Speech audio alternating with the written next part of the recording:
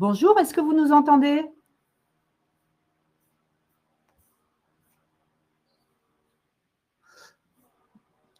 Bonjour, pouvez-vous nous mettre un message si vous nous entendez? C'est un truc lunaire là, qui nous arrive. Il faudrait changer de micro là.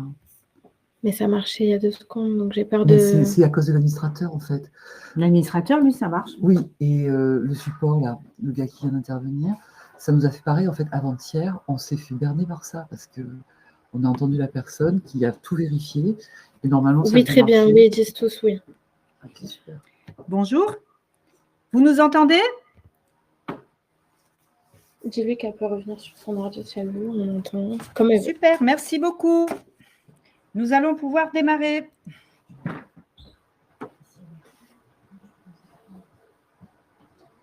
Il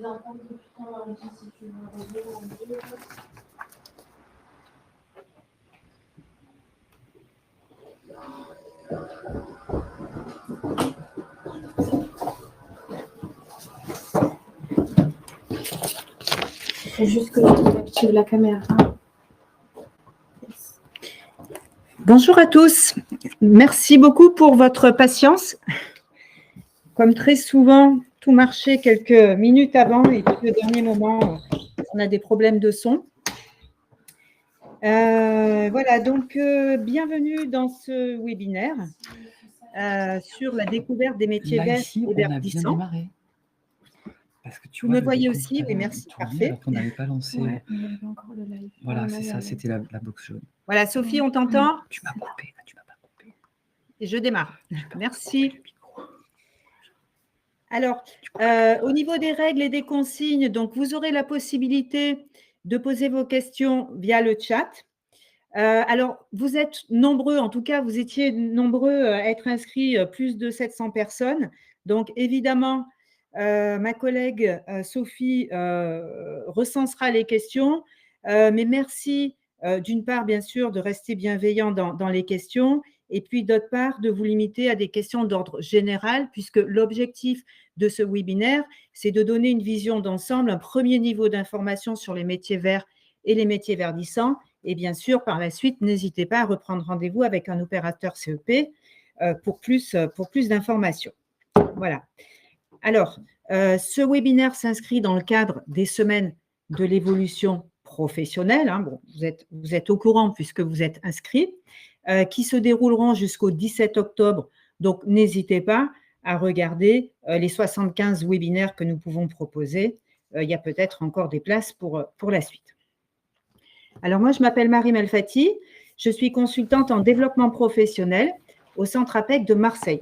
Alors, mon métier, ça consiste à conseiller et accompagner des cadres en poste, des cadres en recherche d'emploi, des JD aussi, des jeunes diplômés, pardon, dans la recherche d'emploi, dans l'élaboration du projet, dans tout projet de reconversion professionnelle.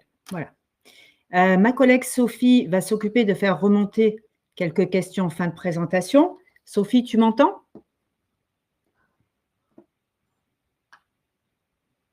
Bon, juste, c'était juste pour te présenter, mais ce n'est pas grave, Sophie. Tout à l'heure, tu te présenteras. Alors, pourquoi ce sujet? Eh bien, parce que l'APEC s'intéresse au sujet des métiers verts et verdissants, car d'une part, il s'agit d'une demande de nos clients cadres ou entreprises, et d'autre part, cette thématique-là s'inscrit dans le cadre de notre mission de service public.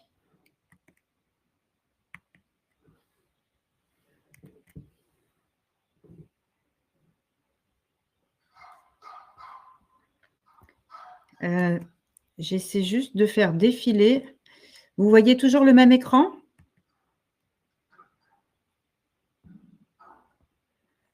Alors, excusez-moi, mais j'aimerais arriver à faire défiler, pouvoir faire défiler mon écran.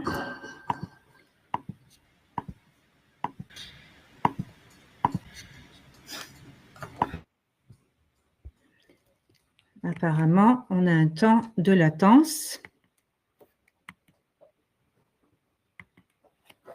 Je reviens.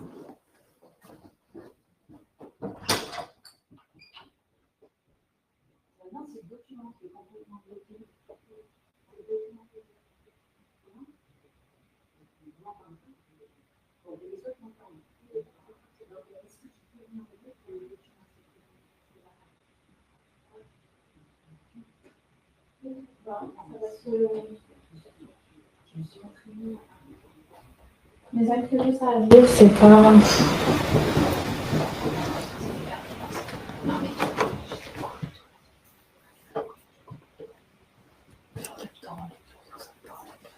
Ouais, Alors, le document, c'est lequel? le V3.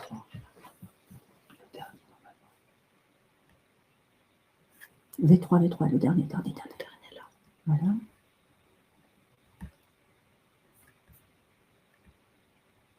Oui, ici, midi. Voilà. Super.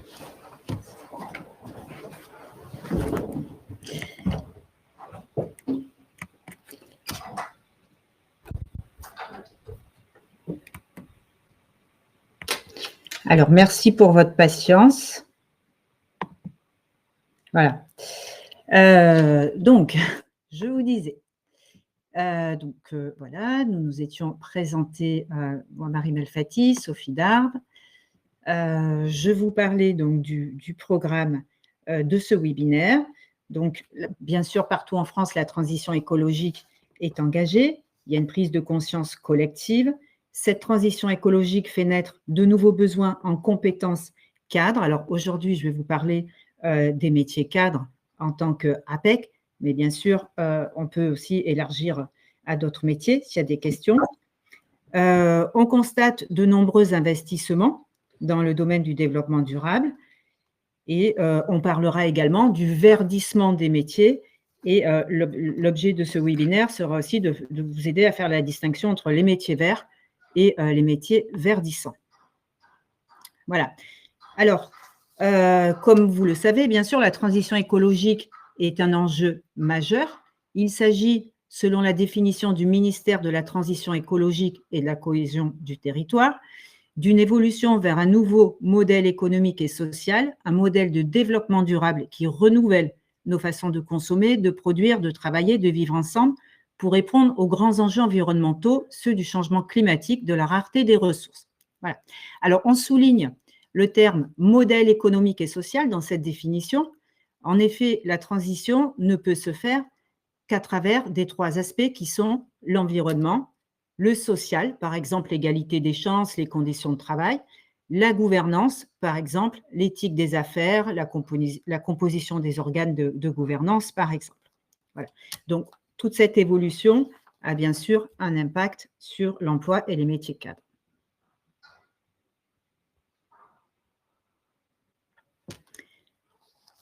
Alors, bien sûr, la transition écologique est soutenue par des réglementations et des politiques volontaristes qui impactent l'activité de toutes les entreprises.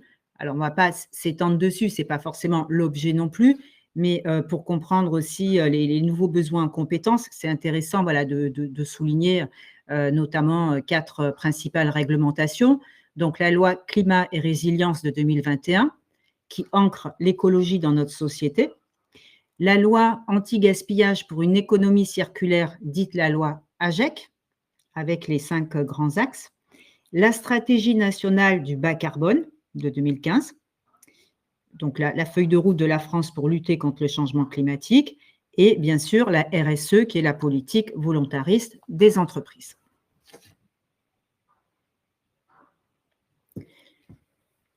Alors, ce contexte de transition écologique ainsi que les lois qui le soutiennent nous ont amené, l'APEC pour les métiers cadres et France Travail pour les autres métiers, à identifier 2 catégories de métiers pour comprendre l'impact des métiers de la transition écologique. Donc, on a d'abord les métiers verts dont la finalité est immédiatement environnementale.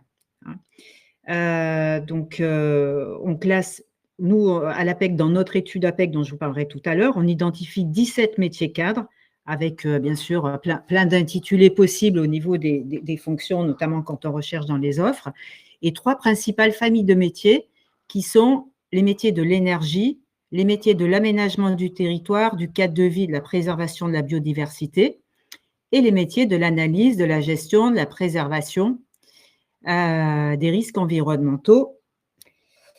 Ça, c'est pour les métiers verts. Et puis, on parlera, je vous présenterai quelques métiers verdissants dont la finalité n'est pas immédiatement environnementale, bien sûr.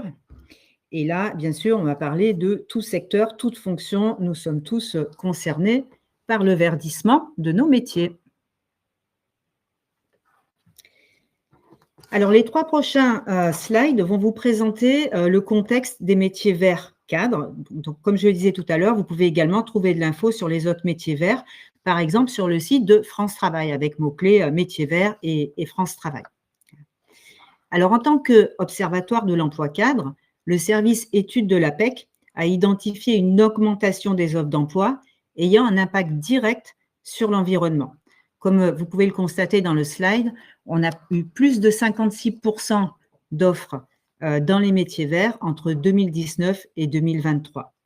Et aujourd'hui, en 2025, on peut dire que ça continue d'augmenter, alors proportionnellement bien sûr, hein, la part des offres dites métiers verts reste en petite quantité par rapport au volume global hein, de nos offres, mais elle continue d'augmenter. Alors, quand on regarde à gauche la liste des métiers à finalité environnementale, donc les métiers dits verts, on en identifie 17 à ce jour.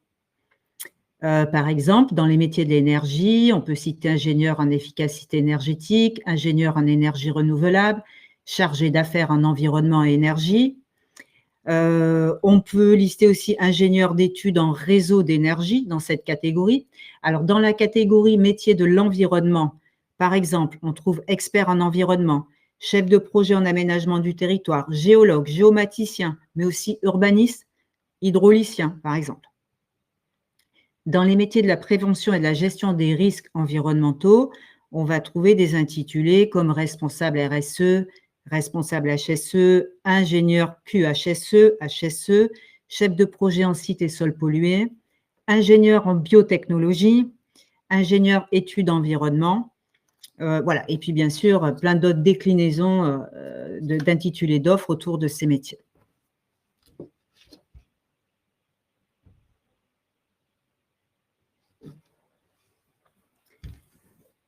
Alors, oui, donc je vois qu'il y a une question et j'ai oublié de le préciser.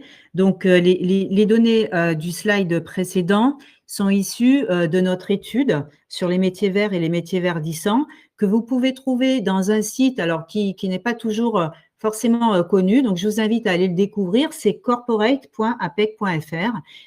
C'est le site dans lequel vous trouverez toutes nos études sur les métiers, sur les évolutions, les trajectoires de cadres, etc.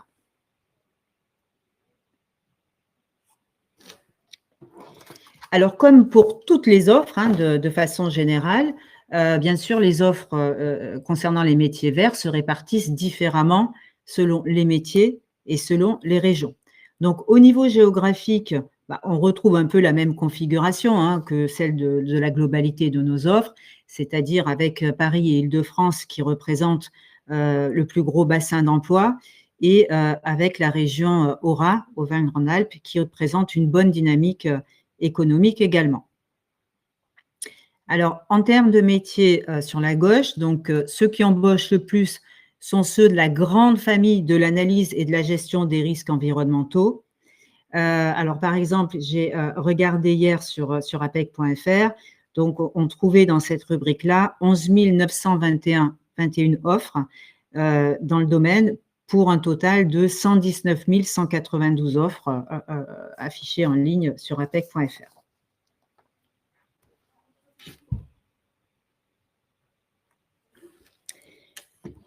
Alors, suite à la prise de conscience collective, suite aux réglementations, suite aux accords de Paris, les investissements d'État et les investissements privés ont considérablement augmenté. Donc, on remarque sur cette carte que les zones dans lesquelles il y a le plus d'investissements sont souvent celles dans lesquelles il y a un problème de pollution ou ça peut être également des zones de consommation énergétique forte. Je pense par exemple au pôle de décarbonation, notamment de Fosbert vers Marseille ou dans le nord vers Dunkerque. Voilà, donc je vous laisse voilà, regarder cette carte avec on voit à gauche en vert les pôles agritech et bio, les pôles bâtiments durables écomatériaux, le pôle batterie. Donc là, on voit qu'il y a des gros investissements dans le Nord, dans le secteur automobile au niveau des véhicules électriques.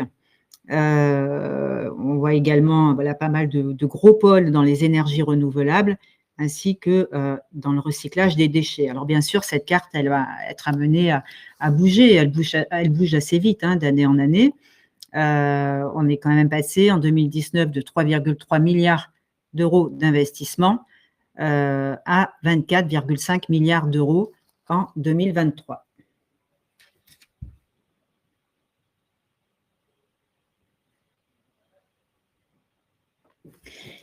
Alors, je vous ai présenté les métiers verts et maintenant, on va regarder ensemble quelques exemples de métiers quelques exemples de métiers dans leur verdissement, puisque tous les métiers se verdissent.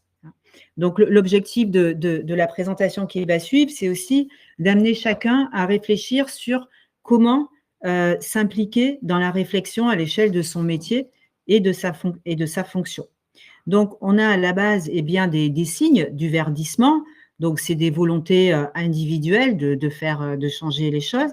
C'est aussi de la recherche de plus de valeur, plus d'éthique. Il y a aussi un écosystème économique qui se verdit. Il y a des réglementations. Voilà, donc ça, c'est les signes du verdissement.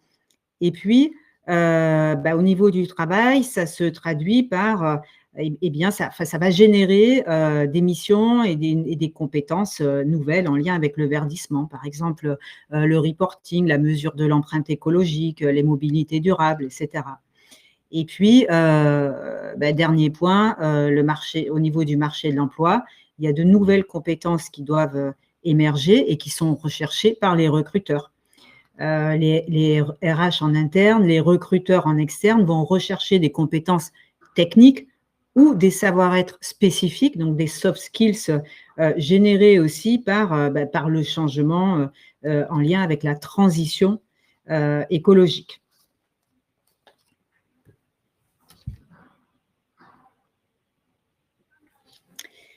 Alors, dans notre étude sur les métiers cadres verdissants, nous avons détaillé les nouvelles compétences recherchées pour 13 métiers décrits ci-dessous.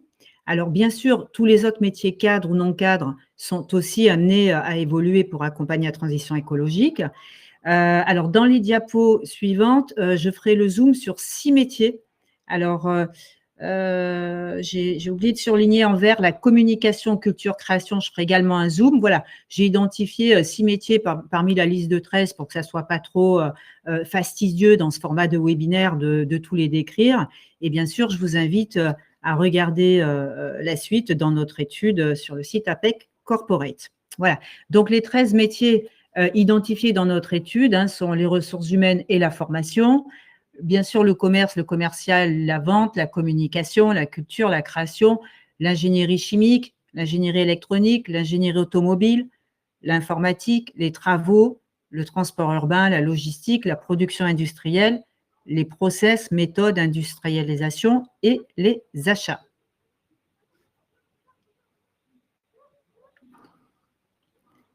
Alors, je vais démarrer par un zoom sur les métiers des ressources humaines. Alors, qu'est-ce qu'on remarque comme changement, comme évolution dans le métier des RH? Alors, ce sont des exemples, bien sûr, mais par exemple, on va remarquer la mise en place de temps de sensibilisation auprès du personnel en ce qui concerne les enjeux de la transition écologique. Par exemple, vous avez peut-être eu comme proposition de suivre la fresque du climat dans votre entreprise. Vous avez peut-être suivi des e-formations sur l'aspect de l'écologie. Le métier des RH, c'est aussi se poser la question de quelles compétences doivent acquérir mes salariés et comment est-ce que je peux construire des parcours avec la notion, pourquoi pas, de briques de compétences, c'est-à-dire vraiment de parcours individualisés sur cette thématique-là. Alors, être RH aujourd'hui, par exemple, ça peut être aussi connaître les enjeux de développement durable, donc les objectifs de développement durable, peut-être se former sur la RSE. Ça peut être également être en capacité de déployer un plan de sobriété en ce qui concerne la mobilité durable, peut-être voilà, inciter le personnel à venir en vélo, voilà, les éco-gestes, mettre en place des poubelles de tri, etc. Par rapport aux relations avec le comité social économique, aujourd'hui, les CSE peuvent interroger l'entreprise sur les actions et les bilans réalisés dans le domaine, par exemple. Voilà, alors, je suis RH, je travaille mon CV, je me pose la question de l'actualisation de mes compétences. Quels mots-clés est-ce qu'on pourrait, par exemple, retrouver dans mon CV? Eh bien, par exemple, la maîtrise de la norme ISO 26000 qui comprend la RSE et les objectifs de développement durable. Ça peut être également des compétences en développement de la marque employeur avec la mise en avant des valeurs d'entreprise, de l'éthique, par exemple. Ça peut être aussi la capacité à connaître les enjeux de la transition écologique pour chacun des métiers que moi, RH, je recrute dans ma structure ou en tant que recruteur. Voilà. Et puis, de façon plus générale, on peut rajouter en tant que RH, c'est savoir repérer, former, accompagner les collaborateurs qui souhaitent porter la thématique au sein de l'entreprise, par exemple. C'est aussi savoir former à la gestion ou accompagner à la gestion du changement. Voilà. Alors, pour compléter cette première fiche, voilà un peu une checklist. Alors, vous avez plusieurs pôles de compétences qui sont des sujets de veille dans vos métiers. Par exemple, la digitalisation, l'intégration de l'IA dans vos métiers, la RGPD, etc. Donc là, je vous présente des checklists par rapport à la notion de transition écologique. Donc, c'est un peu une checklist de ce que vous pouvez intégrer dans votre mise à jour de compétences en lien avec ce sujet. Donc, on voit que ce qui ressort, par exemple, la responsabilité sociétale et environnementale est un enjeu fort pour la fonction RH et formation. Pour rappel, la Commission européenne définit la RSE comme, donc je cite, l'intégration volontaire par les entreprises de préoccupations sociales et environnementales à leurs activités commerciales et leurs relations avec les parties prenantes. Voilà. On voit que la notion d'objectif de développement durable à intégrer dans la fonction RH est importante également. Donc là, vous pouvez regarder, si vous le souhaitez, les 17 objectifs de développement durable des Nations Unies. On voit aussi que la mobilité des salariés devient un enjeu fort. On voit également, par exemple, si on prend le droit de l'environnement, on voit également que des connaissances dans ce domaine doivent être appréciées. Et la question, alors bien sûr, un RH n'est pas forcément un juriste, mais c'est comment je me tiens à jour, avec qui je collabore et quels outils de veille je peux mettre en place pour me tenir à jour sur le droit de l'environnement.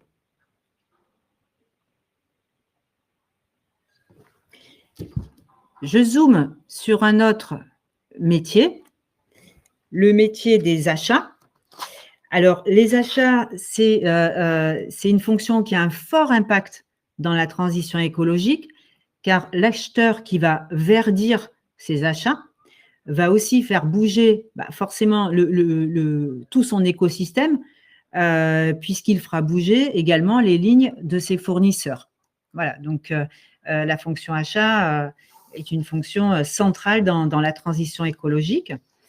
Donc, dans cette fonction-là, on va parler des achats responsables, on va parler de logique de cycle de vie, d'intégration des critères environnementaux, des circuits courts, des emballages plastiques, confère la loi AGEC, les questions sur le packaging, par exemple.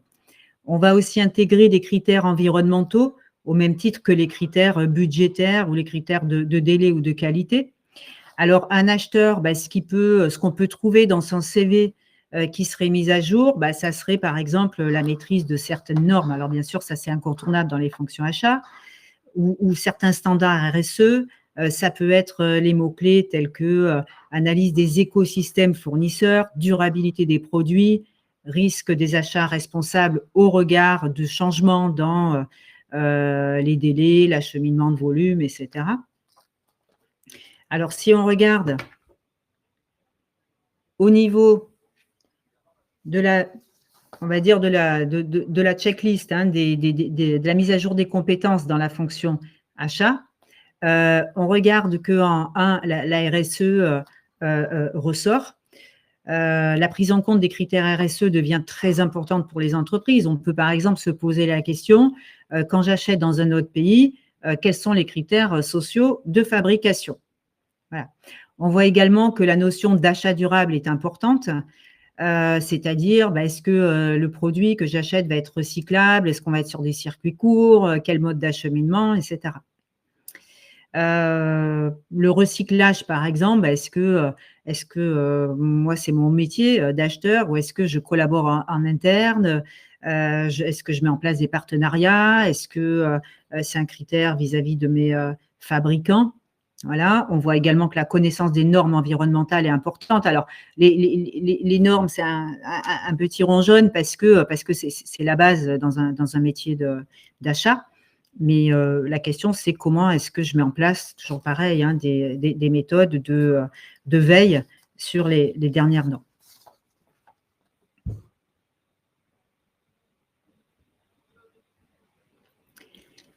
Alors, zoom sur le métier de la communication. Alors, dans la transformation des métiers de communication, on peut citer la notion d'éco-responsabilité au travers des messages et des supports de communication et de diffusion. Hein. On peut se poser la question de est-ce que je donne à mes clients ce qu'on appelle les goodies, voilà, des objets, si je les donne, est-ce qu'ils sont éco-responsables ou est-ce que j'en donne pas? Ça peut être aussi une question. On peut se poser la question des messages responsables. On a un cadre juridique plus contraignant pour la communication. Donc, comment j'adapte ma communication dans ce contexte plus contraignant?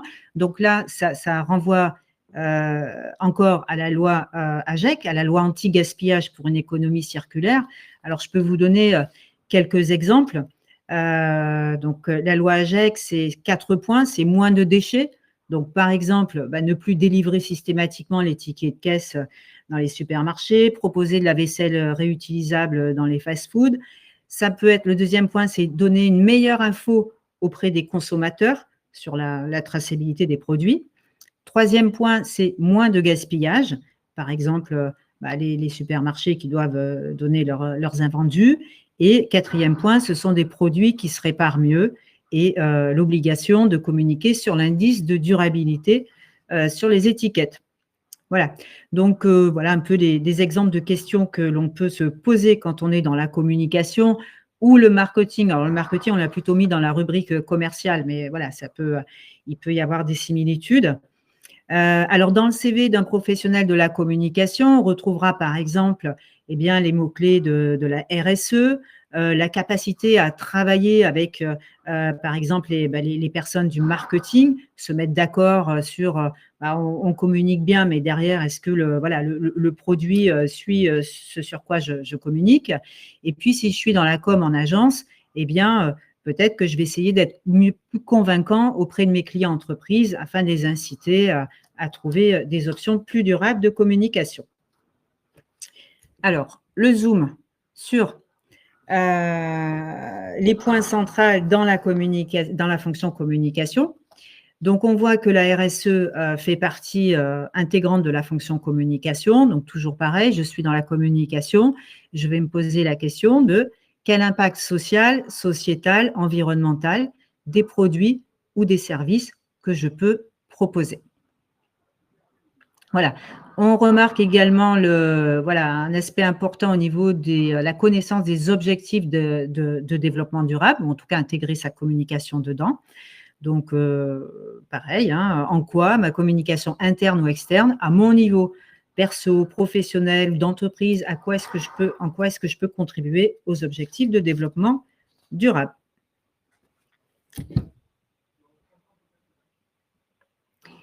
Alors, un zoom sur les métiers de l'informatique. Dans les évolutions du métier, on va se questionner plus particulièrement sur la notion de sobriété numérique, sur les espaces de stockage, sur comment je peux développer mes propres codes qui permettront de réduire les temps d'exécution, sur le recyclage des équipements informatiques. Si je suis dans la data, comment obtenir une meilleure climatisation des salles de serveurs. Voilà. Et dans le CV d'un professionnel de l'informatique, on pourra peut-être valoriser les capacités à évaluer l'impact environnemental, à planifier la fin de vie du matériel, à communiquer, aller plus loin dans la sobriété numérique. On pourra se poser la question aussi, comment est-ce que je forme les utilisateurs ou comment est-ce que je les sensibilise aux éco-gestes numériques, hein, on connaît la fresque du climat, il y a aussi la fresque du numérique, par exemple. Voilà, et tout ça, ça se fait aussi en lien avec les RH. Et puis, quand on est dans le métier, peut-être qu'il est important de noter le fait qu'on connaît la loi nommée REEN en lien avec l'empreinte environnementale du numérique.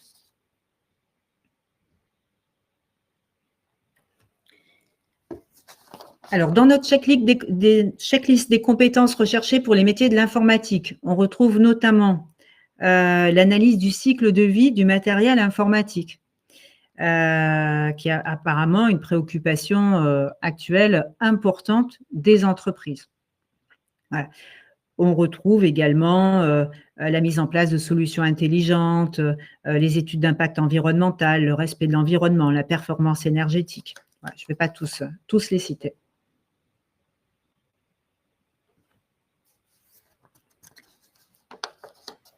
Au niveau des métiers cadres, des travaux, chantiers, construction. Alors, dans cette famille de métiers des travaux, chantiers, construction, il y a un métier divers. J'en ai parlé au début de la présentation, c'est celui de la rénovation énergétique des bâtiments. Mais on va voir quelques signes de verdissement dans l'ensemble des autres métiers. Donc, on entend le plus souvent parler de rénovation énergétique, de bâtiments à énergie positive, d'éco-matériaux, de circularité des bâtiments, de réemploi, de recyclage des matériaux. Et ça, on le voit également au niveau des appels d'offres. Alors, dans le CV d'un professionnel du bâtiment, on peut trouver les notions de cycle de vie du bâtiment, l'usage du BIM, donc qui est une méthode plutôt technique, la maîtrise des réglementations en matière d'énergie, la gestion de l'eau, les déchets. On peut indiquer les filières d'approvisionnement en citant les écomatériaux, l'acheminement des déchets, c'est important aussi. On peut parler de la connaissance de l'éco-contribution.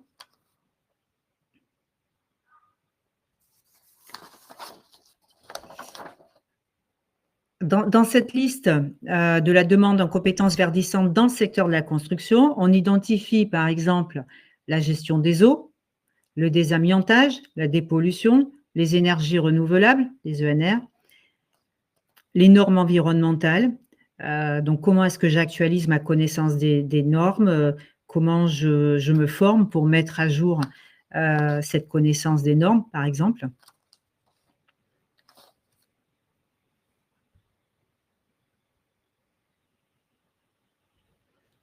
Alors, j'avance un petit peu, hein, parce que je sais qu'il y en a beaucoup. C'est le dernier, hein, là, au niveau des cadres de la logistique. Donc, dans ces métiers de la logistique, les préoccupations de ces dernières années, hein, ça peut être donc comment est-ce que j'installe de la production d'énergie dans mes entrepôts, comment j'optimise mes espaces de stockage, comment je veille à une meilleure gestion du cycle de vie de mes produits stockés. Je me pose bien sûr la question des modes de transport bas carbone. Je me pose la question de comment je peux améliorer le taux de remplissage des véhicules ou des containers. Dans le CV d'un professionnel de la logistique, on peut mettre par exemple en avant les capacités à anticiper la demande, maîtriser les outils d'information, de traçabilité, les réglementations environnementales, la maîtrise des risques. Si je change mes modes d'acheminement, si je choisis par exemple des modes de stockage plus durables, comment je gère les risques en lien avec ce changement.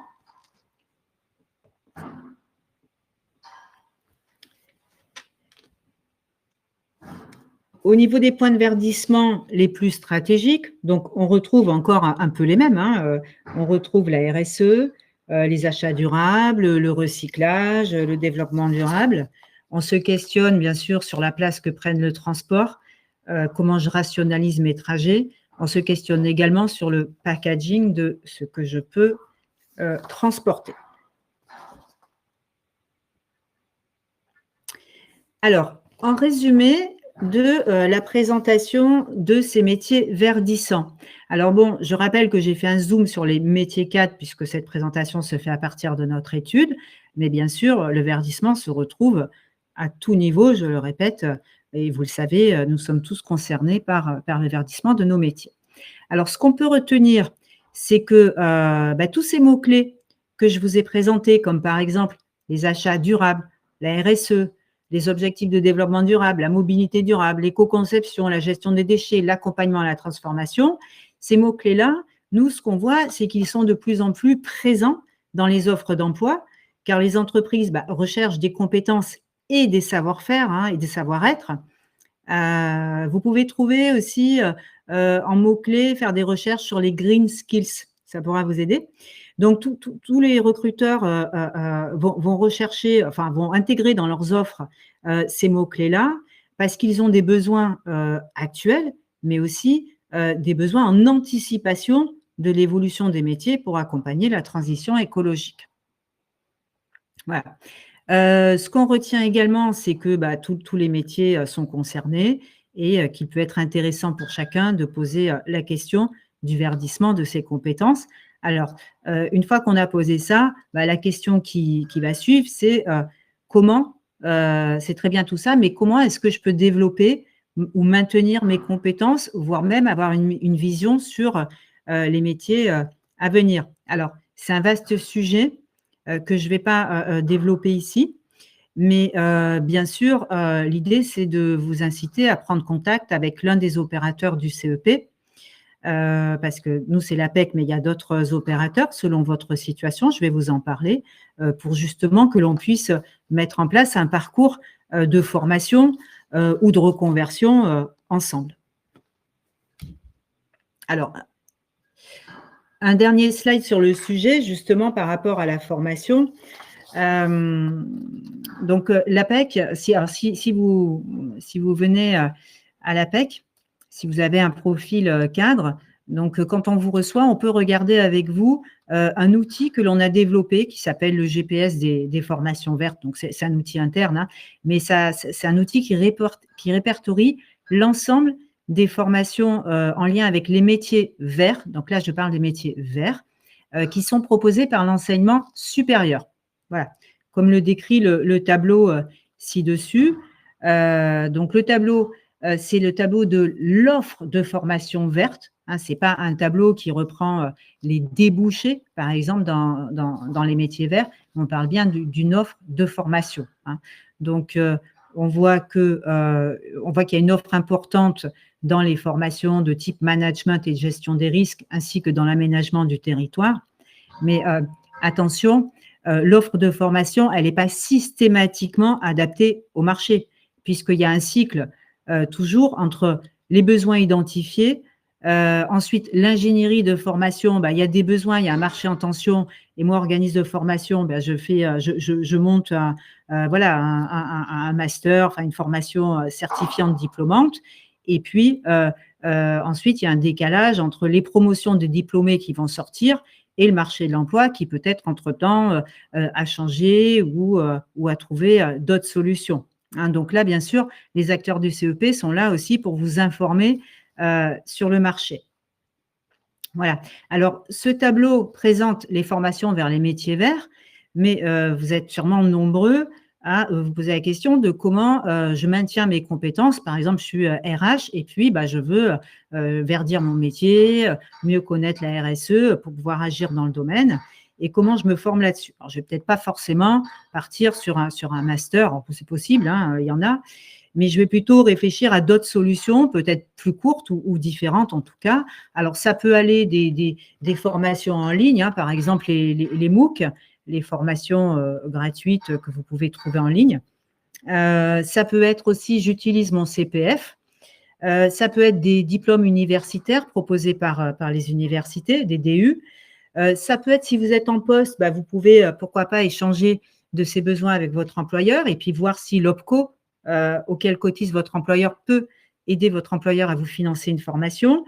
Ça peut être une formation inscrite dans le plan de développement de votre entreprise. Ça peut être également un dispositif porté par Transition Pro, en général plutôt pour les projets de reconversion. Voilà, en tout cas, il y a plein de solutions que je ne vais pas décrire ici. Ce n'est pas forcément l'objet, mais n'hésitez pas à revenir nous voir par la suite. Voilà. Alors, pour en savoir plus sur cette thématique-là, donc sur notre site APEC Corporate, vous trouverez 3 études en lien. Donc, la première, ça s'appelle le verdissement, la dynamique de verdissement des métiers cadres est engagée.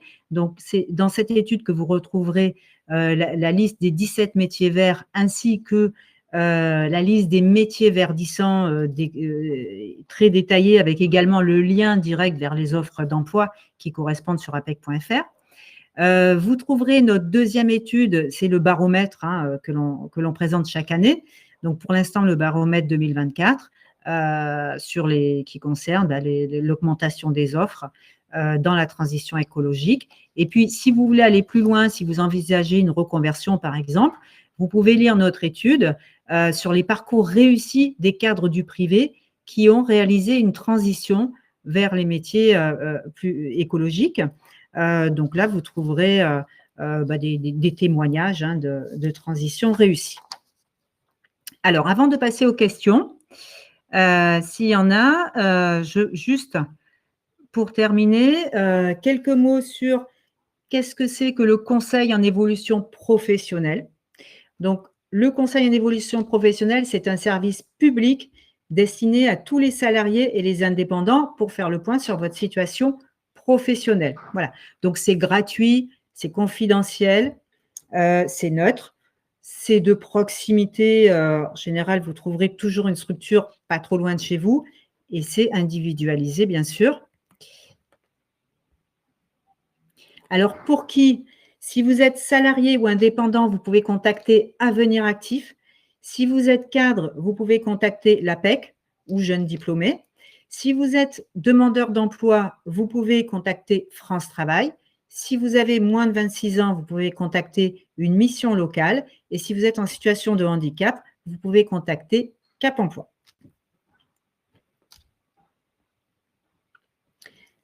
Alors, quel est l'objectif? Dans quelle situation on peut prendre rendez-vous avec un opérateur du CEP? Bon, on peut prendre rendez-vous parce que, par exemple, vous voulez connaître le marché, vous voulez prendre de l'info sur un secteur, parce que vous posez des questions par rapport à votre emploi actuel, vous voulez faire un point sur les éléments de satisfaction et d'insatisfaction dans votre emploi, vous voulez faire une reconversion, vous avez un projet de formation, longue, courte, peu importe, vous devez préparer un entretien interne dans le cadre d'un souhait d'évolution. Enfin bon, voilà, je vous laisse lire un petit peu tous les cas de figure, mais vraiment, n'hésitez pas à nous contacter. Alors, comment ça se passe? Eh bien, c'est simple, vous prenez rendez-vous auprès de la structure, d'une des structures que je viens de présenter. Donc, ce premier rendez-vous, ça peut être, parfois c'est suffisant parce que on a répondu à vos questions, on vous a donné l'éclairage nécessaire, ou le premier rendez-vous n'est pas forcément suffisant parce que vous avez besoin d'un accompagnement un peu plus soutenu. Et dans ce cas-là, eh bien, un peu à la carte, on va vous proposer un accompagnement individuel ou un parcours collectif selon pertinence et selon vos préférences. Et puis, pour prendre rendez-vous, eh bien, soit vous passez directement via une des structures que j'ai citées, soit vous pouvez aller sur le site mon-cep.org pour prendre rendez-vous avec la structure dédiée. Voilà, moi, j'ai terminé par rapport à la présentation. Alors, j'ai bien conscience que ce n'était pas très interactif, mais c'est l'outil et puis le nombre de personnes connectées qui veut ça. Maintenant, Sophie, si tu le veux bien, on peut faire remonter des questions s'il y en a. J'ai vu que tu avais répondu à plein de questions au fil du… Oui, tout à fait. Alors, je salue tout le monde puisque j'en ai pas eu l'occasion avec notre petit couac technique du début. Alors, vous pouvez poser vos questions. Évidemment, on n'aura pas le temps d'adresser les questions trop personnelles. En revanche, comme je viens de le glisser dans le chat, si vous avez des questions assez génériques sur la thématique abordée par Marie, on est tout à fait ouvert à y répondre, pour peu qu'elle puisse intéresser tout le monde, évidemment. Et également, s'il y a des liens que vous n'avez pas vus passer, que je peux ajouter, posez-moi la question et j'essaierai de vous les fournir. Voilà, nous attendons vos questions. On essaiera de sélectionner les 5 plus redondantes et pertinentes par rapport à la thématique pour vous y répondre. Du coup, on vous laisse quelques instants pour le faire.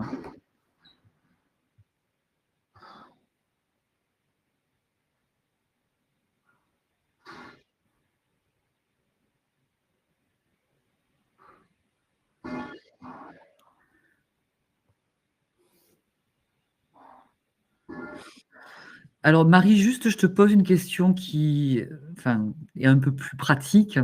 Les liens que j'ai fournis ou le PowerPoint que tu as déroulé le long de ta présentation, sont-ils accessibles? Alors pour les liens, Alors, je ne sais pas où on pourrait les loger pour que tout le monde y ait accès. Et pareil pour le PowerPoint. Je te laisse répondre. Alors, au niveau du PowerPoint, on a lancé le live, donc ça sera visible sur la plateforme YouTube. Alors, je ne sais pas si c'est immédiatement visible ou s'il faut attendre la fin des semaines de l'évolution professionnelle, mais en tout cas, on a enregistré, hein, donc vous pourrez revoir le replay. Je réponds partiellement à la question. Je pense qu'on peut voir aussi le chat. Hein. Et on peut remercier Gisèle Guisme qui a regroupé tous les liens que j'ai communiqués le long de ton intervention, Marie. Oui, je suis en train d'en prendre connaissance. Très bien. Merci beaucoup. Alors, je vois qu'il y a d'autres questions. Par exemple, quid de la finance durable et des assurances gestion des risques, c'est des métiers qui sont également impactés, bien sûr, par le verdissement des métiers. Hein. On ne les a pas tous cités, mais… Alors, une question pour verdir nos compétences, c'est beaucoup dans les déclaratifs, me semble-t-il. Y a-t-il des certifications qui attestent des compétences? C'est, comme je disais tout à l'heure, c'est vraiment des parcours individuels. Je trouve que c'est une question très, très intéressante. C'est par rapport à mon métier. Quels sont tous les axes de verdissement que je peux voir? Alors, ça peut être, par exemple, si je suis RH, que je négocie des accords d'intéressement, eh bien, un des axes de verdissement, je ne l'ai pas cité, mais ça peut être de choisir des établissements bancaires plus éthiques. Hein, donc, ça peut être très, très intéressant pour chacun des métiers de se poser et de trouver ces axes-là et après de réfléchir à comment je me forme sur chacun de ces points, sachant qu'on est sur des évolutions de métiers pour ce qui est du verdissement des métiers. Donc, les recruteurs ne vont pas forcément rechercher à chaque fois une formation diplômante, certifiante, etc. Donc, ça peut être aussi juste montrer votre intérêt. Dans un CV, on intègre une rubrique qui sera peut-être la rubrique formation continue et on verra que vous êtes intéressé, vous avez suivi des formations en ligne sur des sites dédiés, par exemple.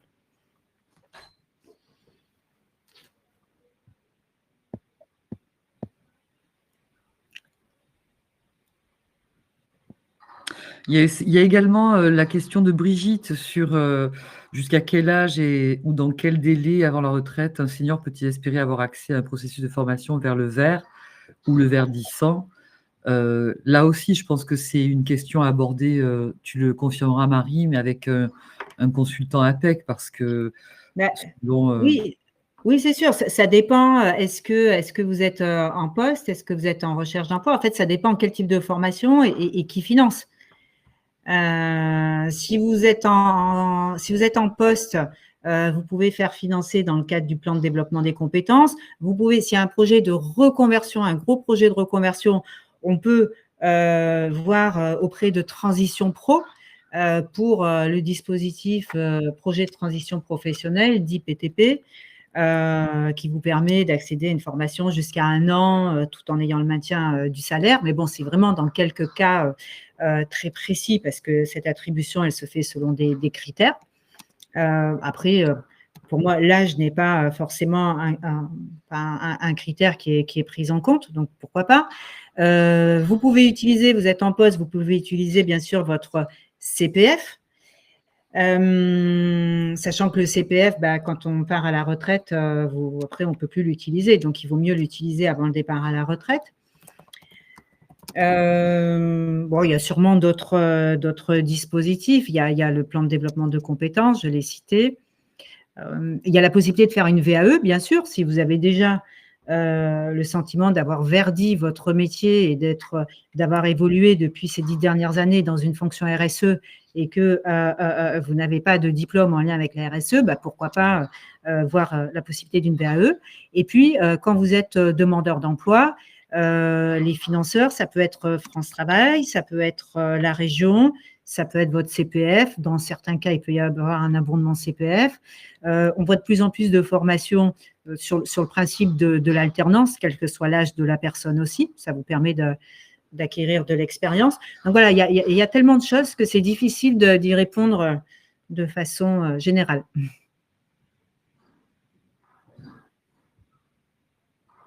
Alors, dans les semaines de l'évolution professionnelle, vous regardez, mais parmi les plus de 70 webinaires, il y en a peut-être en lien avec la formation.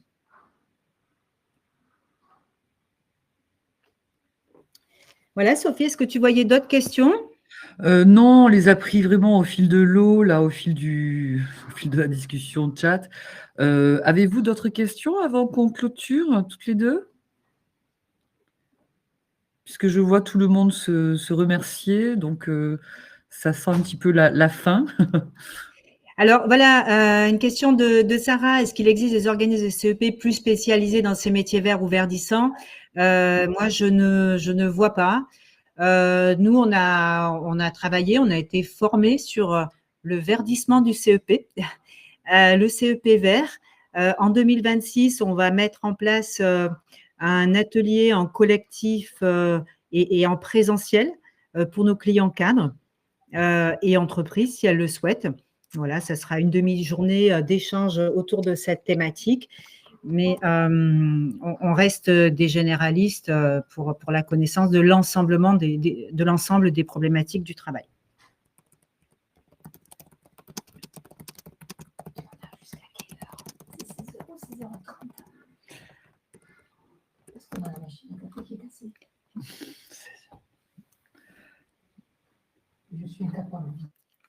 Écoutez, s'il n'y a plus de questions, on est pile à l'heure.